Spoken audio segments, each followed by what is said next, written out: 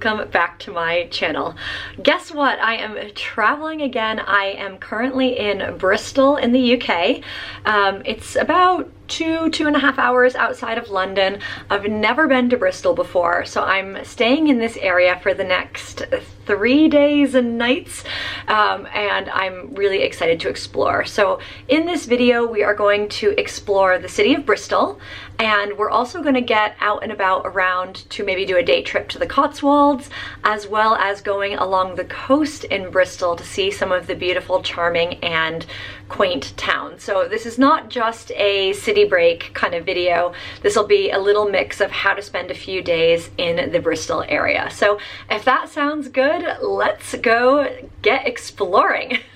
So my day in Bristol started by checking into the DoubleTree by Hilton Cadbury house.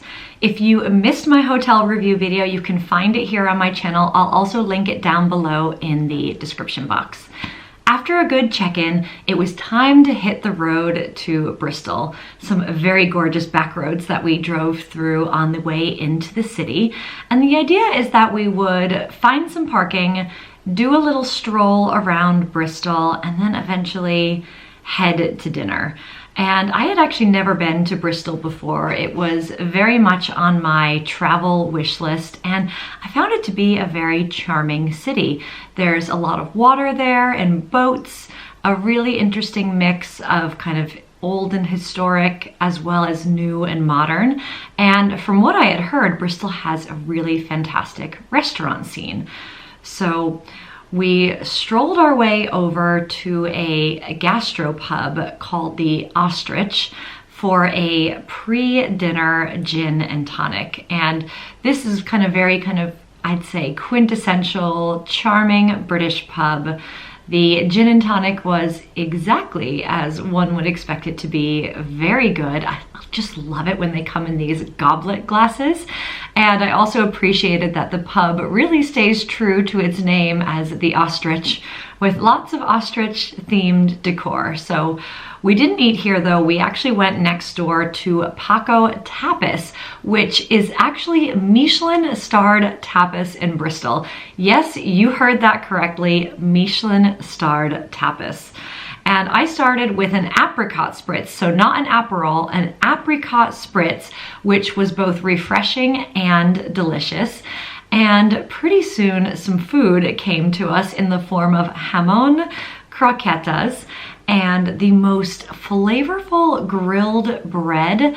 And what made it really good was the extra virgin olive oil that came with it. I really need to get the name from the restaurant because it really was fantastic. Just simple, delicious pleasures.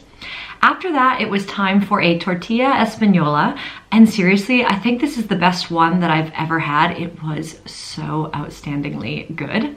Then after, we tried the leek with Romanesco sauce.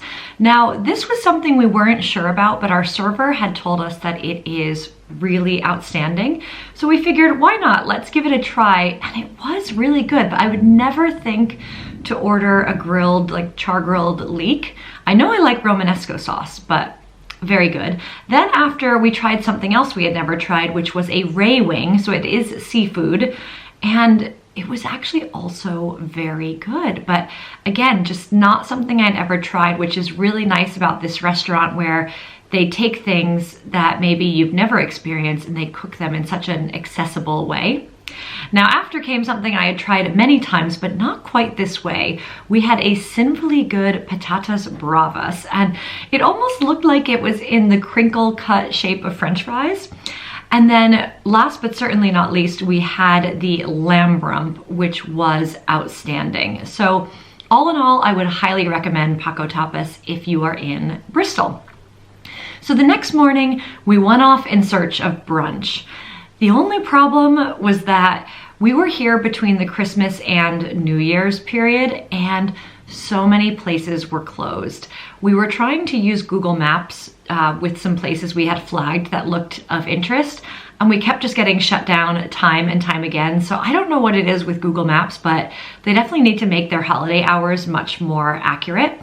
However, we decided to head up to the Clifton area of Bristol, which was absolutely stunning, and we found ourselves at the Ivy Clifton Brasserie. So when in doubt, the Ivy, which is a beautiful restaurant chain with locations across England, is always a good idea. I started off with an oat milk latte, which is always one of my favorites. Now, unfortunately, they weren't serving their brunch menu at this time, so I decided to go for what I felt like was the most brunch-like dish, which was butternut squash soup and some freshly made bread, which was actually kind of nice given how much food we had the night before. It was like a lighter breakfast.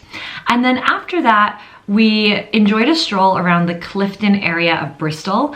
And I have to say, if we were staying inside the city of Bristol, I would definitely want to find some sort of hotel or Airbnb around this area because it was just so charming with so many restaurants, shops, boutiques. And even though it was filled with huge hills to get up and down it was very walkable once you were in that area. So next up, we hit the road and we drove all the way from Bristol to Bourton-On-The-Water in the Cotswolds. Now, this was about a 1 hour and 15-minute drive, and it was definitely worth it. Bourton-On-The-Water is known as the Venice of the Cotswolds, and you might be wondering, why, Jess? Why is it known as the Venice of the Cotswolds? Well, when you come into the heart of the village, you see the River Windrush with 5 arched bridges, and they're low kind of bridges for people to walk across.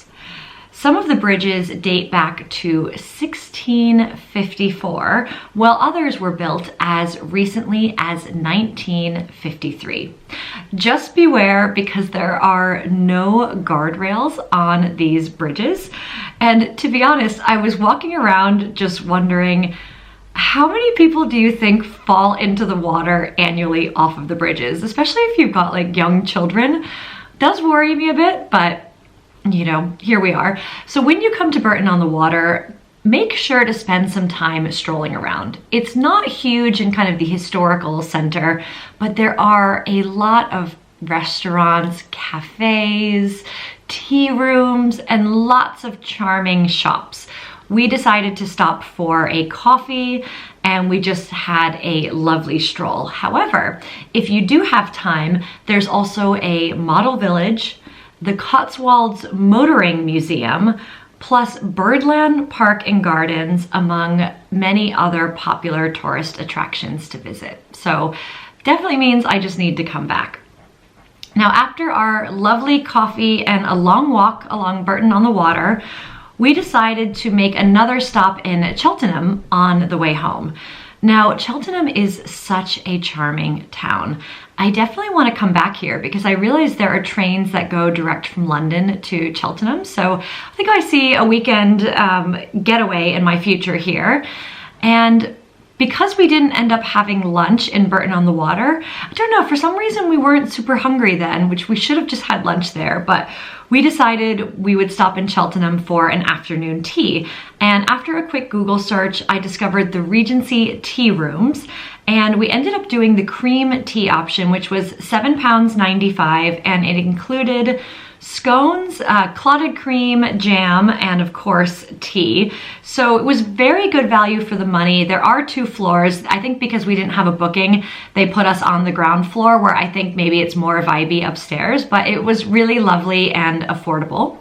So from there, we decided to make our way back into Bristol. We did kind of like a lighter lunch option because we wanted to save ourselves for dinner. We were in that weird point of no return option, but we found this great pub in downtown Bristol called The Hole in the Wall. But despite the name, it is actually quite a posh pub. It is not a hole in the wall, and the food was really lovely here. It was actually very quiet again because it was between the Christmas and New Year period, so they gave us this kind of whole area to ourselves despite being a multi-floor pub with lots of different nooks. And we had a salad and a vegan dirty burger. And I would definitely recommend it if you are looking for a nice pub meal while in Bristol. And they also gave us kind of the famous crackers, which we kind of had the paper crowns, which I didn't film, but probably should have, which is a very kind of uniquely English thing to enjoy. around the Christmas holiday. So with that said, that wraps up my kind of day trip from Bristol to Bourton-On-The-Water and Cheltenham. I actually also do have another kind of 2 days as part of this trip, which I'm gonna put in the next video. So if you are not subscribed to my channel, please make sure that you are subscribed. And if you like this video, please hit the like button and leave a comment down below, because as I mentioned, I would love to go back to Cheltenham. I don't have a car and I don't drive in the UK. So if you have any more downtown accessible kind of hotel recommendations, things to see and do in Cheltenham, I would love to know. I'd also love to know, what are your favorite spots in the Cotswolds? Because I do have friends that drive that I can nudge, nudge, wink, wink to do the driving for me. I just need to get my driving license here. But would love to hear all of your tips. Sharing is caring here on this channel. And thanks again for tuning in, and I will see you soon.